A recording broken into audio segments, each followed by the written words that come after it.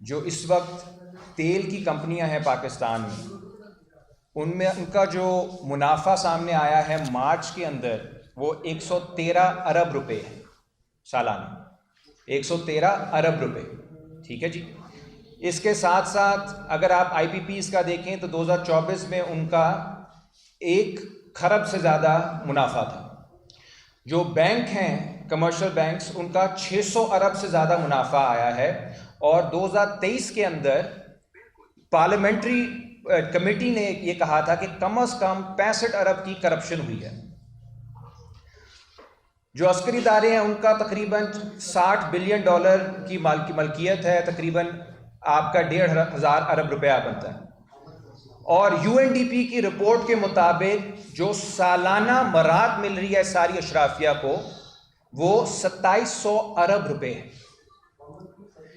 یہ ایک فلاحی ریاست ہے امیروں کے لیے، یہ ہے سوشلزم فار دا رچ۔ جب یہ کہتے ہیں خسارہ آ رہا ہے تو خسارہ اسی وجہ سے آ رہا ہے کہ آپ نے ایک خاص طبقے کو مراعات دی ہوئی ہے، اور جب اس خسارے کو پورا کرنے کی باری آتی ہے تو جس طرح سپیکرز نے کہا کہ آپ کو وہ باپ نظر آتا ہے جو 2 نوکریاں کر کے اپنے بچوں کا پیٹ پال رہا ہے، یا وہ خواتین نظر آتی ہیں جو فیکٹریوں میں، گھروں میں، کھیتوں میں کام کر رہی ہیں، یا وہ نوجوان نظر آتے ہیں جو پر ڈے بھی ہیں، ساتھ ساتھ ان ڈرائیو بھی چلا رہے ہیں، وہ ان امیروں کی عیاشیوں کا بوجھ اتار رہے ہیں۔ اور آپ دیکھیں یہ نظام جو ہے اس کے اندر جس طرح بیرسٹر صاحب نے کہا غریبوں کے بچے امیروں کی عیاشیوں کے لیے قربانیاں دے رہے ہیں۔ ایک اور چیز آپ نوٹ کریں، کم از کم 1 سال سے اور پچھلے 2 ماہ سے تو کلیئر تھا کہ یہ جنگ ہونی ہے، کلیئر تھا، ساری دنیا کو معلوم تھا۔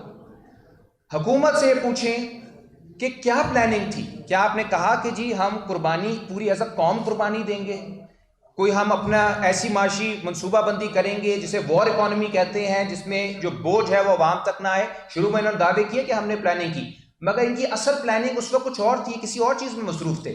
جنوری میں جب انہیں یہ پلاننگ کرنی چاہیے تھی اس وقت یہ پلاننگ کر رہے تھے کہ امان مزاری صاحب اور ہادی علی چٹھا صاحب کو ہم نے جیل کیسے بھیجنا ہے۔ اس کے بعد یہ تیاری کر رہے تھے کہ ایک ایکیڈیمک آئے ہوئے تھے پاکستان، حمزہ خان، ان کو ہم نے جیل کیسے بھیجنا ہے، پھر عالیہ حمزہ ملک صاحبہ کو ہم نے جیل کیسے بھیجنا ہے۔ یہ تو ان کا فوکس تھا، ان کی ترجیحات تھی۔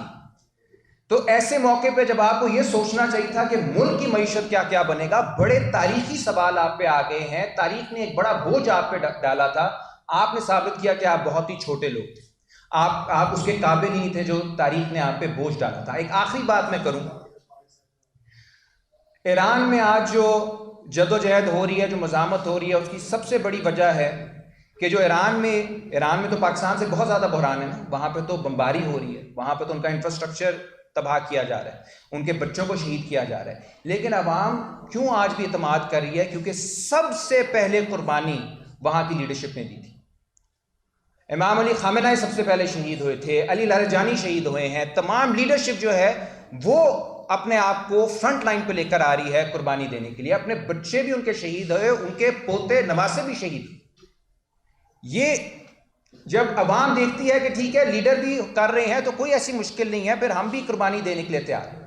ہمارے یہاں 12 ارب کا جہاز لیا جا رہا ہے، 13 کروڑ کی گاڑیاں لی جا رہی ہیں، پوری پلاننگ کی جا رہی ہے کہ کس طرح سے اس بحران کو جو پاکستان کا بحران ہے اسے صرف محنت کش کا بحران بنا دیا جائے۔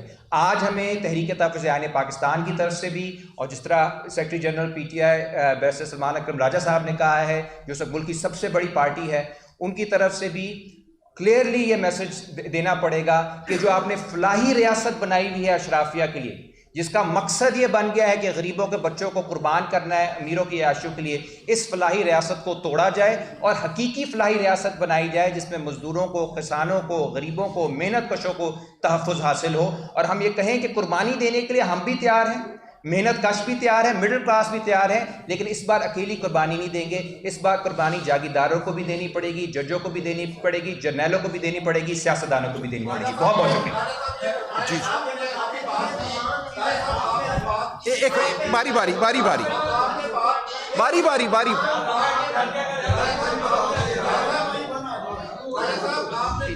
ایک منٹ پھر آپ کے پاس آتا ہوں۔ جی جی آپ کے 100 سے زائد आप असम्बली में मेंबर असम्बली हैं, इतने ही लगभग 80-90 के करीब कौमी असम्बली में भी हैं, केपी में आपकी गवर्नमेंट है, ठीक है। आप इस वक्त जो सूरत हाल है, जो आप बढ़ने की बात कर रहे हैं कि क्राइसिस बढ़ गई, क्या किसी मोइते का इंतजार है या कोई हकीकी तहरीक चलाई जाए, जैसे ये जो पार्टी के सदर हैं इन्होंने कहा कि कुर्बानियां देनी पड़ी। जी जी बिल्कुल। लीडर्स क्यों नहीं फ्रंट फुट पे पीटीआई आके तहरीक चलाती? कोई बात नहीं, वहां पे खैमलाई ने कुर्बानी दी, उसके दोस्तों ने दी, उनकी लीडरशिप ने दी, पहली टीयर ने दी, दूसरी टीयर दे रही है। क्या आप समझते हैं कि इस तरह का नहीं होगा? देखिए मैंने आपसे अर्ज किया ये बिल्कुल होगा, कोई हम में से खाइफ नहीं है, लेकिन जेल की सलाखें हम अपने जिस्म पर रोज महसूस करते हैं। हमारे सैकड़ों हजारों दोस्त जो हैं सालों जेल में काट के आए हैं या अब भी काट रहे हैं। तो ये आप एक लम्हे के लिए भी ना समझें कि हम अपनी जिंदगियां छोड़कर यहाँ इसलिए बैठे हैं कि कोई आसाइश ढूंढ रहे हैं, वरना आसाइश तो थी हमारे पास, हमें क्या जरूरत थी उन जिंदगियों को छोड़ने की। यहाँ जो भी बैठा है, ये मेरे साथ अकरम उस्मान बैठे हैं, मिलिट्री कोर्ट में 2 साल की इनको सजा हुई, वो सजा काट कर आए हैं। आप सुनिए इन पर क्या गुजरी मिलिट्री कस्टडी में। यहाँ बहुत से दोस्त बैठे हैं, वो बैठी हैं फायजा मुराद, उनके बुजुर्ग जो हैं आज भी मिलिट्री कस्टडी में हैं। तो आप मत समझिए, यहाँ पे जितने भी लोग आपको नजर आते हैं हमारी पार्टी के मेंबरान जो असेंबलियों में हैं, जो असेंबलियों में नहीं हैं, उन्होंने अपने बच्चों को पिटते देखा है, अपनी बीवियों पे हाथ उठते देखे हैं, उन्होंने लालच को सहा है, उसको मुस्तरद किया है, उन्होंने मार धाड़ सही है अपने जिस्मों पर, अपने कारोबार पर। अकरम उस्मान की बिजनेस बंद है। मियां महमूद रशीद साहब अब 70-72 साल की उम्र में तकरीबन 3 साल से जेल में है। डॉक्टर यास्मीन राशिद जेल में है, कैंसर सर्वाइवर। ये कोई मामूली बात है? जहाज चौधरी साहब जो बारहा अस्पताल गए हैं, मुख्तलिफ उनको बीमारियां हैं, वो जेल काट रहे हैं, सह रहे हैं। ये तो बड़े नाम हैं हर सतह पे।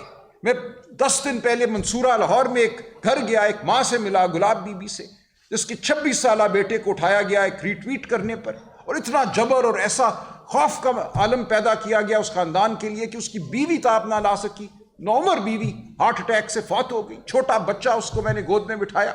ये वो जबर है, ये वो जुल्म है जो हम सह रहे हैं। मैं उन घरों में गया हूं 26 नवंबर को, गोलियां जिनको लगी, जिनके बच्चे शहीद हुए, उनको इजाजत नहीं है ये कहने की कि हमारा बच्चा गोली से शहीद हुआ। मैं उन अस्पतालों में गया हूं जहां कहा गया कि कोई रिकॉर्ड आपको नहीं दे सकते, रिकॉर्ड उठा लिया गया है यहां से, हमारी FIR नहीं दर्ज हो रही। तो एक ऐसा जबर है इस वक्त इस मुल्क में जो मैं आपको यकीन दिलाता हूं कि पाकिस्तान की 78 साल तारीख में हमने नहीं देखा।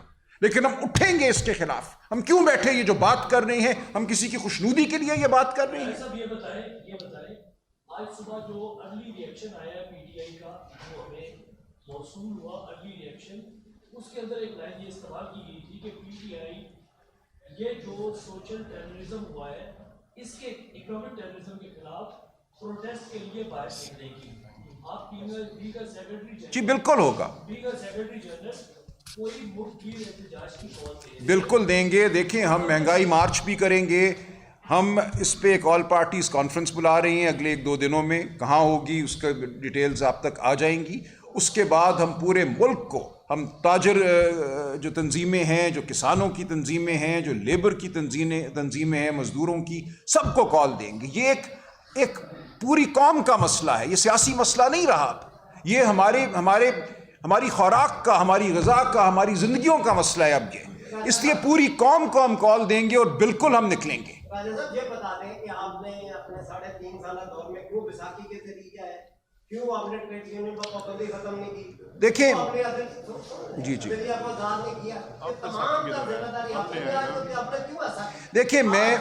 देखिए मैं इसके जी मैं 2 तरह से इसके जवाब दे सकता हूँ। एक मैं ये कहूँ, मैं दिफा करूँ उस अरसे का, मैं कहूँ नहीं आपने गलत कहा, ऐसा नहीं हुआ। दूसरा ये मैं कहूँ कि देखिए अगर आप समझते हैं कि ऐसा हुआ भी है तो आएँ अब हम सब मिलकर आगे बढ़ें। मेरा ये मौक़िफ़ है। मैंने बार बार इसीलिए कहा कि माजी की गलती वो किसी की भी हो, मैं नहीं मान रहा जो आप कह रहे हैं उस बात को, लेकिन मैं ये कह रहा हूँ माजी में बारहा गलतियाँ हुई हैं, वो किसी ने भी की हो, वो आज की गलती का जवाज़ नहीं है। यकीनन माजी में इलेक्शन लूटे गए हैं, 2024 से पहले भी इलेक्शन लूटे गए हैं। मैं असगर खान साहब का वकील था, 16 साल वो मुकदमा सुप्रीम कोर्ट में लड़ा। असगर खान ने 1990 के इलेक्शन में जो धांधली हुई, जो IJI को बनाया गया, पैसे तकसीम किए गए, वो आके माना उस वक्त के DG ISI ने, उस वक्त के आर्मी चीफ ने, असलम बेग ने, कि हाँ हमने ये किया। तो ये सब कुछ होता रहा है माजी में भी, इसको हम लड़ते भी रहे हैं। बतौर वकील पूरी उम्र मैंने लड़ा है वो मुकदमे इन ज्यादतियों के खिलाफ, इस जबर के खिलाफ, जमहूरियत पर हमले के खिलाफ। हुआ होगा, चले मान लेते हैं, ठीक है, अब आगे बढ़ें। अब आप बताएं कि अब जब हम आगे बढ़ेंगे, ये आपका मुकदमा है, ये पीटीआई का जी बेटा एक सेकंड, बेटा आप बताओ। सवाल बुनियादी ये है कि जो 2018 के इलेक्शन लूटे गए थे उसको आप कैटेगोरिकली क्यों नहीं मानते कि हाँ वो लूटा गया था सारा? देखिए मैं मुझे करने देखें ऐसा नहीं है। देखिए मेरे पास रुक जाइए।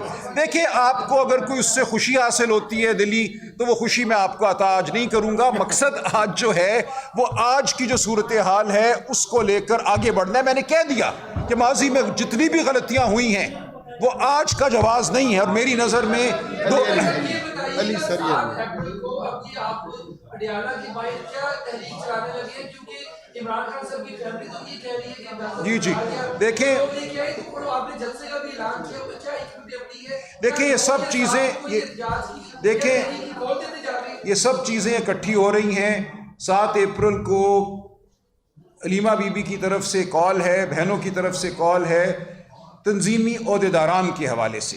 पीटीआई के मुल्क के तूलो अर्ज में यकीनन 10,000 से ज़्यादा ओहदेदारान हैं, टिकट होल्डर हैं। तो 7 अप्रैल को हम उनको बुला रहे हैं, बिलखुसूस अडियाला, ठीक है, ये अलीमा बीबी की कॉल है।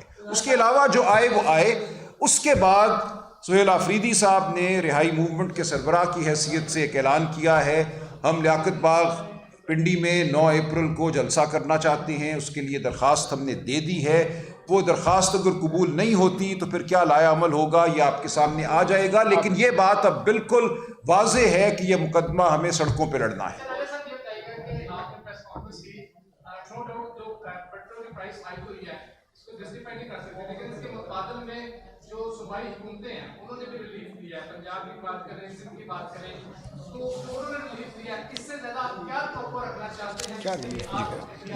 जी ये आपका सवाल जो है वो यही है कि इस निज़ाम में तो इससे बेहतर नहीं कुछ हो सकता, ठीक है ना।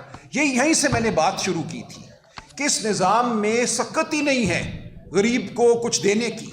ये निज़ाम पूरा बना ही इस तरह है कि इसने गरीब को गरीब रखना है, अमीर को अमीर रखना है। अमार साहब ने भी ये बात की। देखें बुनियादी जो इस निज़ाम का आप क्या कह लीजिए जो एक मायदा है गरीब और अमीर के दरमियान, वो ये है कि तू पिसा रहेगा और मैं बाला दस्त रहूँगा। थोड़ा सा जब आप गहराई में जाएंगे तो आप ये देखेंगे जो आपको बताया उन्होंने, कितने अरब रुपए पेट्रोल कंपनियों ने कमाए, कितने खरब रुपए बैंकों ने कमाए, उन पे कितना टैक्स आयद होता है, नहीं होता। आपको इन चीज़ों को जाके देखना होगा कि इस मुल्क में मैंने जैसे अर्ज़ किया रिग्रेसिव टैक्सेशन है। टूथपेस्ट कोई सफ़ेद पोश इस्तेमाल करे या कोई खरबपति इस्तेमाल करे, उस पर एक ही टैक्स है। इसका मतलब ये है कि गरीब पर या सफ़ेद पोश पर उसकी इस्तात से ज़्यादा टैक्स है, अमीर पर उसकी इस्तात से कम टैक्स है। जब आपका निज़ाम ही ऐसा है कि उसमें गरीब के पनपने का कोई मौका ही नहीं, तो फिर आपको यही चूरन मिलेगी। फिर यही कहा जाएगा कि मोटरसाइकिल वाले को हम 2,000 रुपये दे देंगे, किसान को हम एक दफ़ा 1,500 रुपये दे देंगे। अभी 1,500 रुपये एक दफ़ा देंगे ये कहा गया है कि 20 एकड़ से कम या क्या एक लिमिट रखी गई है, एक दफ़ा उसको 1,500। क्या उस 1,500 रुपये से उसकी ज़िंदगी का मदावा होगा? अभी जो खाद की कीमत में इजाफा होने जा रहा है, जो बिजली की कीमत में, ट्यूबवेल जिससे वो पानी हासिल करता है, ये तमाम चीज़ें हो रही हैं और एक चूरन, एक दिखावा है जो आपको दिया जा रहा है। पूरे निज़ाम को आपको बदलना होगा। बिजली के आपने क्या मुआहदात किए, जो खरबों रुपए आप बिजली की कंपनियों को दे रहे हैं, आपको सबको बदलना होगा। फिर आप गरीब की बात कर सकेंगे, फिर आप गरीब को कुछ दे सकेंगे। ऐसा सवाल ये है कि आपने बड़ी अच्छी बात की है, बिल्कुल उस पे एग्रीमेंट होती है कि ये सारा निज़ाम इसी पे चल रहा है। तो मुतबादल निज़ाम के तौर पे जैसे डॉक्टर साहब कह रहे थे, कह रहे थे कि ये तो रीट का सोशलिज्म है, तो मुतबादल तो गरीब का सोशलिज्म है। देखिए जी, गरीब का सोशलिज्म में सबसे पहले तो फ्यूडलिज्म खत्म होता है जो आपकी पार्टी के अंदर मौजूद है। उसके बाद फिर पाकिस्तान का सबसे इंडस्ट्रियल बड़ा ग्रुप आपको पता कौन है, उसका भी आपको ऐलान करना पड़ेगा। तो देयर इज नथिंग नहीं ऐसा नहीं है। मैं अर्ज़ करता हूँ देखिए जी देखिए ये आपका बड़ा अच्छा सवाल है और उसका सही जवाब तो बहुत वक्त लेगा। लेकिन मैं आपसे अर्ज़ करूँ कि एक ज़माना था 70-80 की दिहाई में जब तफरीक बड़ी वाज़ेह थी कि सोशलिस्ट निज़ाम है और ये वो निज़ाम है जिसको आप कैपिटलिस्ट